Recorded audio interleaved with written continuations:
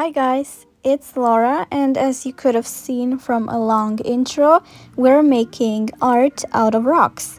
And that is a very interesting idea, and I already at some point in the past created a bit of art as it comes to rocks, because rocks can actually make a pretty decent background and like a canvas for your art.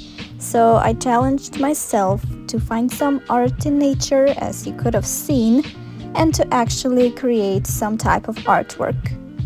I will not be talking much in this video, and instead I will just let you observe and watch me paint on this rock. And I will just say that it was really fun and really amazing to be painting on the rock, and I chose this amazing blue jay, or I'm thinking that it is some type of my version of a blue jay. And I'm very fascinated with birds as well, because I generally love animals. So that's why I chose this, type of art.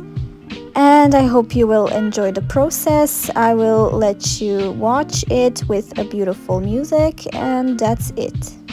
Enjoy the rest of the video.